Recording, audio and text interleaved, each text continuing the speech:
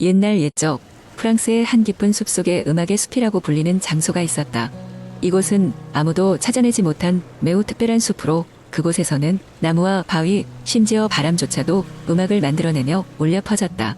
이 음악의 숲에는 모든 것을 다 알고 있다는 전설의 부엉이 마르세유가 살고 있었다. 마르세유는 여러 종류의 신비로운 악기를 만들어 나눠주는 마법의 능력을 가졌다고 전해졌다. 숲 근처 마을에는 12살 소년 루이가 살고 있었다.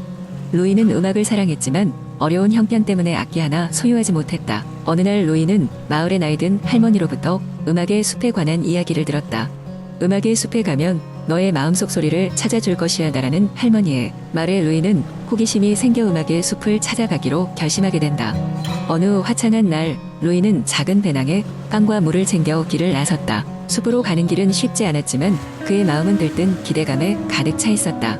숲 근처에 도착하자 신비한 바람 소리가 그의 귀에 와닿았다. 마치 누군가 그를 향해 속삭이는 듯한 음악이었다. 숲속 깊이 들어간 루이는 각양각색의 나무와 꽃들 사이에서 무엇인가가 그를 부르고 있다는 느낌을 받았다.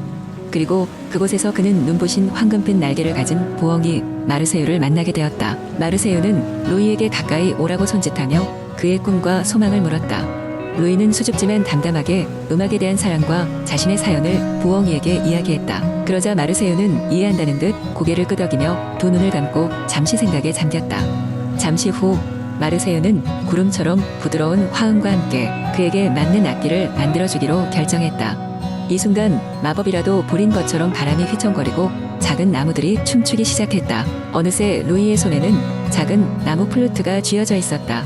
이 플루트는 너의 마음속 소리를 울려줄 것이며 내가 진심으로 바라는 일이 이루어질 수 있도록 도와줄 것이다 라고 마르세유가 부드럽게 말했다. 감사한 마음에 찬 루이는 집으로 돌아가는 길 내내 플루트를 불어보았다. 놀랍게도 플루트를 불 때마다 그의 마음속에 있는 감정이 선율로 변해 흘러나왔다. 마을로 돌아온 루이는 자신이 경험한 이야기를 전해 많이의 사람들에게 영감을 주었다. 결국 루이는 자라서 프랑스 전역에 이름을 알린 훌륭한 음악가로 성장하게 되었고 그의 음악은 사람들에게 희망과 감동을 전해주는 특별한 힘을 가지게 되었다. 그리고 음악의 숲과 마르세유의 전설은 오늘날까지도 사람들 사이에 오랫동안 전해져 내려오고 있다. 두 번째 이야기 옛날 아주 오래된 시골 마을이 프랑스 남부의 푸른 언덕 사이에 자리 잡고 있었다. 그 마을은 베르디옹이라는 이름이며 주변에는 끝없이 펼쳐진 숲이 둘러싸고 있었다. 이 숲은 샹트포레라고 불리며 이곳에는 수많은 전설과 신비가 숨쉬고 있었다. 샹트폴의 숲은 깊고 울창하여 낮에도 어둑어둑했지만 각종 야생 동물과 그보다 더 놀라운 여러 마법적 존재들이 살고 있어 마을 사람들은 밤마다 이 숲의 이야기를 나누며 시간을 보내곤 했다. 그 중에서도 가장 유명한 이야기는 작은 불꽃 요정 루미에르에 관한 것이었다. 루미에르는 샹트포레의 심장, 바로 숲 한가운데 있는 큰 오크 나무가 깊숙이 숨기고 있는 비밀의 방에서 태어났다. 그는 눈부시게 빛나는 작은 불꽃의 모습으로 나타났으며 그의 손길은 어떠한 어둠도 밝히면서 그 주변에 생명을 불어넣었다. 루미에르의 존재를 아는 사람이라곤 오직 몇몇 용감한 모험가들과 그를 직접 본 적도 없는 마을의 현자 루이즈 할머니뿐이었다. 루이즈 할머니는 루미에르의 힘을 빌려 마을에 다가오는 위협을 물리치곤 했다. 그녀는 마을 사람들 사이에서 지혜롭고 신비로운 존재로 불렸으며 항상 사람들에게 친절한 말과 도움이 필요한 이들에게는 언제든지 조언을 주었다. 그녀가 젊었을 때 샹트폴의 숲에 들어가 루미에르를 직접 만나보고 그의 힘을 잠시 빌릴 수 있었던 적이 있었다. 그 후로 그녀는 루미에르와 묘한 연결고리를 형성했고 비록 만나지 못하더라도 서로의 존재를 감지할 수 있었다. 어느 날 베르디옹 마을에 예고도 없이 검은 안개가 몰려왔다. 안개는 무섭고 차가운 포효와 함께 마을을 점령하며 사람들의 시야와 마음을 어둡게 만들었다. 아무도 이 신비로운 검은 안개의 근원지를 알 수 없었다. 마을 사람들 사이에서는 이 안개가 샹트폴의 숲의 어두운 마법에서 기인한 것이라 추측하기도 했다. 루이즈 할머니는 이 안개에 맞서기 위해 용감하게도 다시 한번 샹트폴의 숲으로 발걸음을 옮겼다. 그녀는 아이든 몸에도 불구하고 느리지만 확고하게 숲속을 걸었고 오래된 나무들과 귓속말 하듯 대화를 나누며 루미에르에게 갈 길을 물었다. 마침내 그녀는 오크 나무에 도달했고 마음속으로 루미에르에게 도움을 요청했다. 천천히 그리고 조용히 숲의 심장부에서 빛나는 루미에르가 모습을 드러냈다. 그는 루이즈 할머니를 알아보고 기쁘게 인사를 나누었다. 할머니는 마을을 위협하는 검은 안개의 이야기를 전했다. 루미에르는 강한 빛으로 빛나더니 잠시 깊은 생각에 잠겼다. 그리고는 고개를 끄덕이며 그녀의 요청에 응할 것을 결정했다.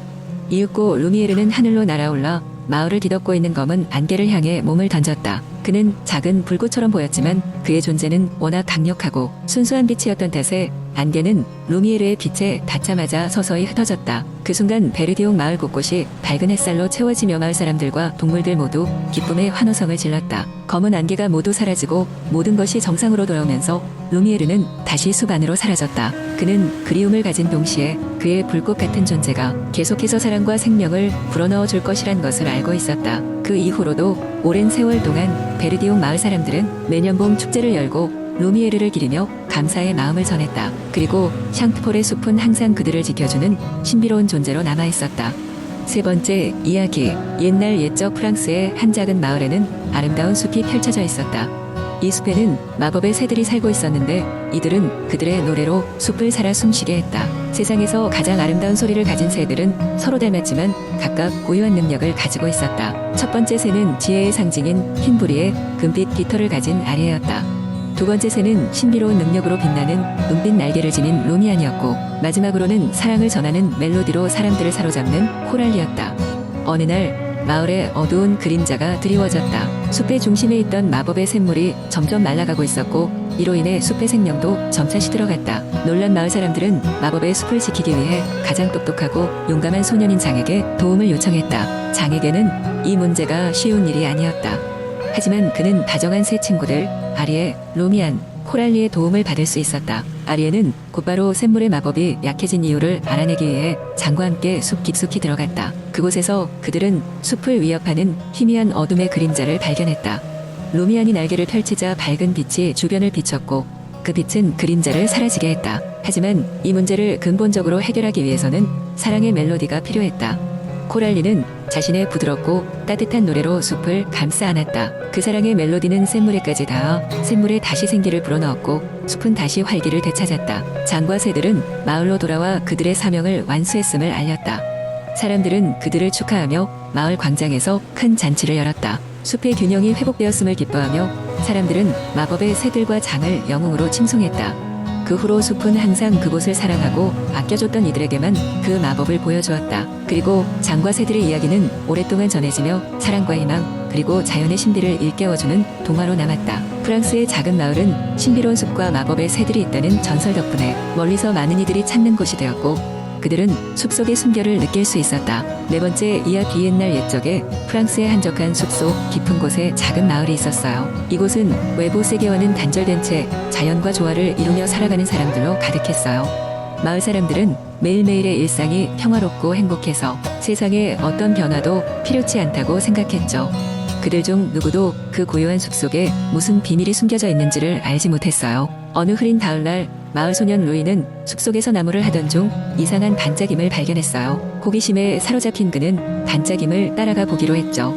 그곳에서 루이는 그가 이제껏 본 적 없는 아름다운 새를 발견했어요. 그 새는 황금빛 깃털을 가지고 있었고 마치 온통 빛으로 둘러싸인 것처럼 보였어요. 루이는 이 새가 단순한 새가 아니라는 것을 직감했죠. 안녕, 작은 친구야. 새가 다정한 목소리로 말했어요. 나는 마법의 새 엘리오르라고 해. 오랜 세월 동안 이곳 숲속에 살고 있었지. 너를 만나게 되어 기뻐. 루이는 깜짝 놀라 입을 다물 수가 없었어요. 말하는 새라니 믿기 어려웠죠. 하지만 엘리오르는 루이를 향해 미소 지으며 이렇게 말했어요. 나의 이야기를 한번 들어보겠니? 루이는 수긍하며 엘리오르의 이야기에 귀를 기울였어요. 수백 년 전 엘리오르는 인간과 마법 동물들이 평화롭게 공존하던 세계에서 태어났어요. 하지만 인간의 탐욕이 점점 커지자 마법 동물들은 점차 숲속 깊이 숨어들어서 자신들만의 세상을 유지하려 했어요. 엘리오르는 인간과의 소통을 끊지 않기 위해 마법의 힘을 이용해 숲에 머물며 이 마을을 지키게 되었죠. 루이는 그 이야기에 매료되었어요. 그는 엘리오르에게 어떻게 도울 수 있을지를 물었어요. 엘리오르는 마을 사람들에게 자연과의 조화로운 삶을 더 잘 인식할 수 있도록 작은 씨앗을 심어줄 수 있기를 바랐어요. 이 씨앗은 그들이 자연의 소중함을 깨닫게 하고 숲이 가진 마법의 힘을 언제나 기억하게 할 것이었죠. 루이는 엘리오르의 부탁을 받아들였어요. 그는 마을로 돌아와 사람들에게 놀라운 경험과 이야기를 전했어요. 처음에는 믿지 않던 사람들도 루이의 진심 어린 호소에 마음을 열고 하나둘씩 자연의 소중함을 되새기기 시작했어요. 그리고 마을 사람들은 엘리오르가 준 마법의 씨앗을 심어 숲과 함께 조화로운 삶을 이어가게 되었습니다. 그 후로도 루이는 종종 숲속에 들어가 엘리오르와 이야기를 나누며 새로운 지혜와 자연 속의 경이로움을 배워나갔답니다. 마을 사람들은 엘리오르의 존재를 떠올리며 그들의 후손에게도 자연의 중요성을 전했죠. 시간이 흐르면서 마을은 이제껏 그 어느 때보다도 아름답고 행복한 곳이 되었답니다. 이 이야기는 오래오래 마을 사람들의 마음속에 자리잡아 자연과의 조화로운 삶이 어떤 것인지를 잊지 않도록 해주었다고 해요. 그리고 그 숲은 언제까지나 따뜻한 햇살로 가득 찬 채 사람들과 조화롭게 살아가고 있습니다.